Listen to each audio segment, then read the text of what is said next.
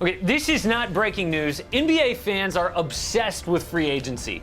It's the same reason stuff like TMZ is successful. All right, bro, chill out. Send him back to the hood, knock him the out. Would you ever consider playing for the Lakers, man?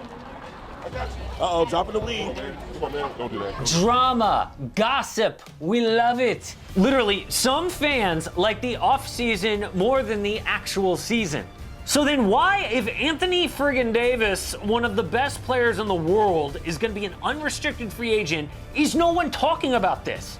In early January, the Lakers offered AD 4 years, $146 million. He turned it down. He could literally agree to join any team this offseason if they make space. Well, it's not a hot topic because the drama that we love isn't really there. We all know he's gonna re-sign with the Lakers, duh. But still, it makes an amazing what if, doesn't it? And I think it's a what if worth exploring because even AD hasn't publicly committed to the purple and gold. Why not?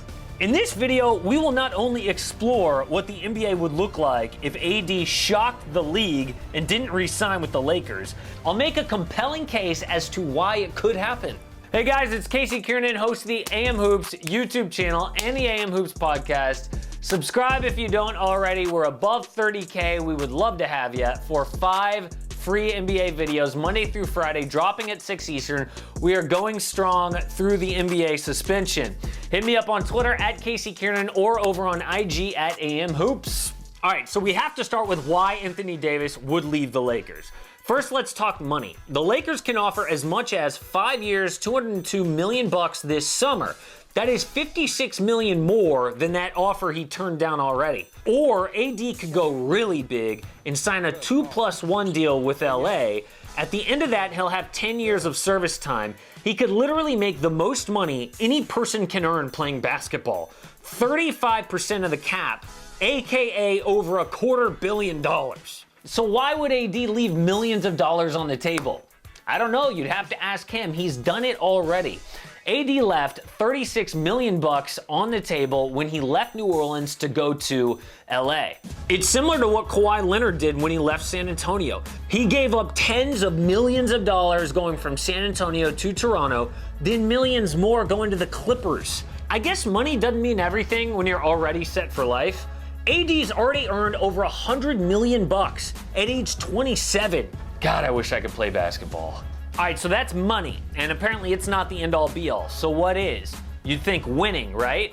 Well, that's true, but also location factors in. This list is important for when we talk about where he could go, but let's break it out now. These are the 4 teams that Anthony Davis told New Orleans he would re-sign to, and that's the Lakers, Clippers, Bucks, and Knicks. So the Knicks being on this list tells us that location is pretty important, but the Bucks are there. That means winning is right up there too. If the Lakers don't compete for a title this postseason, if the postseason even happens, or if, God forbid, LeBron James suffered a career-ending injury, do you think AD wants to be surrounded by this supporting cast? I mean, don't kid yourself. The Lakers are great, but depth is not exactly a strong suit.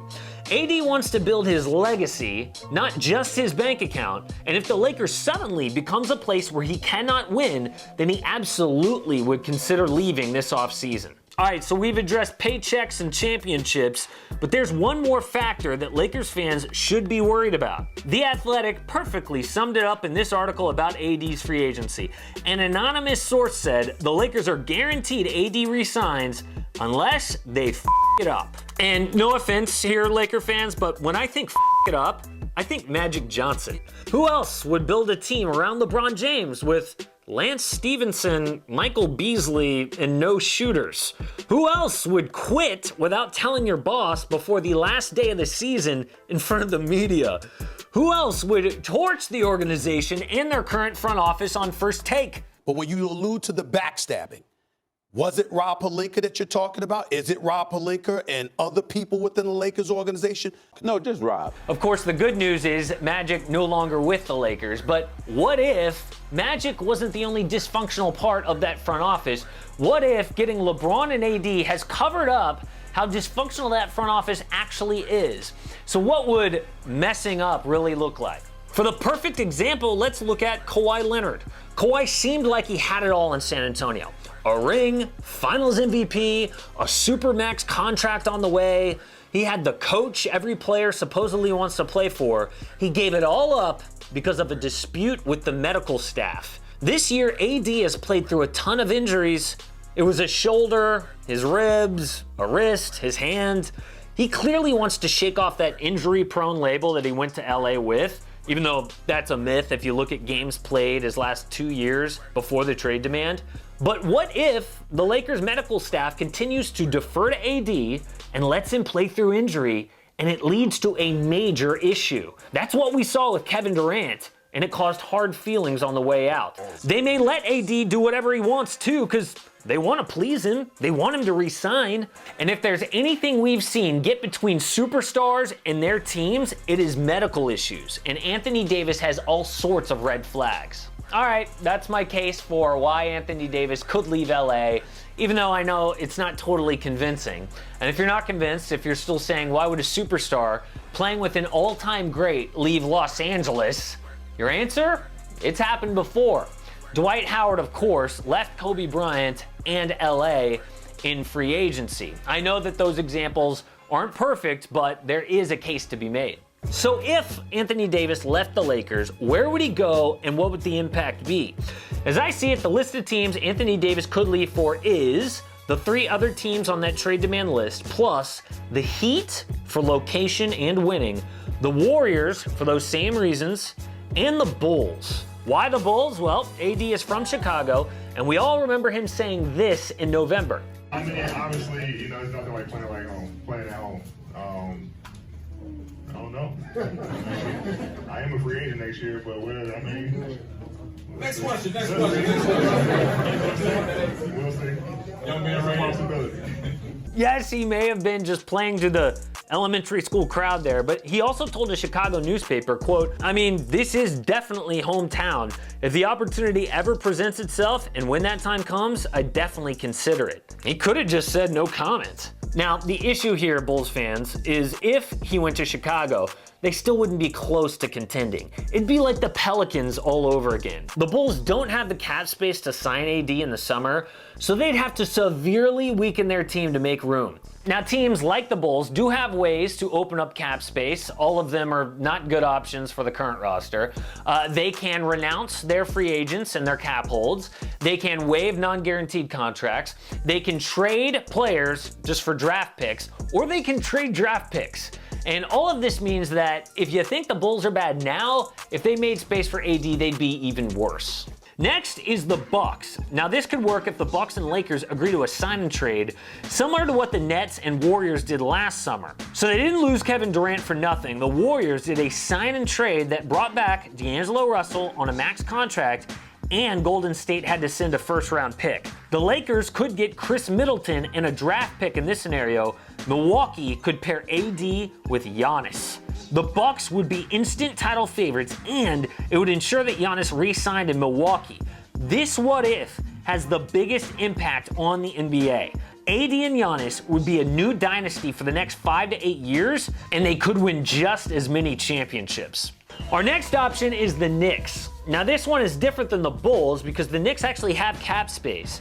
They wouldn't have to weaken their roster to sign AD. The problem is they already kind of suck. But the bright side with the Knicks is with AD on the team, they'd have a much better chance of signing a big free agent in the future. Giannis and Kawhi Leonard are free agents next year. Now, in the end, this one does seem shaky because from what we've seen, players hate the way that Jim Dolan runs things at MSG.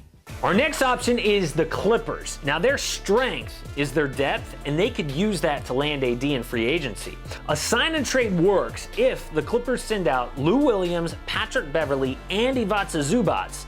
They don't have any draft capital to attach. Their roster wouldn't be deep at all, but it would create the greatest big three ever. Better than Steph, Clay, and KD, better than Magic, Kareem, and James Worthy. And speaking of the Warriors, if Anthony Davis signed there, it would require a sign and trade as well. This one would send 2 Warriors first-round picks, including this year's, which could be #1 overall, plus Andrew Wiggins. If AD wants rings, this is a way to get them, but just ask Kevin Durant how that looks on your legacy. People would slam AD if he made this move, similar to what they did with Kevin Durant, but AD doesn't seem to care about what other people think as much as Kevin Durant. And our final one here is the Heat. And this one's the simplest to explain. They could pay him close to the max because they've got the cap space. The Heat have saved up just in case Giannis wants to go there next year, but they would take AD, of course. If he signed in South Beach, it would take them out of the Giannis sweepstakes, but it would be a guaranteed finals appearance for years in the East. AD leaving the Lakers in free agency is the greatest what if we have in the NBA right now. I know it's unlikely to happen, but I'm telling you, there's a case to be made, and it would change the NBA for years to come. Support AM Hoops and click subscribe. Don't miss a daily NBA video.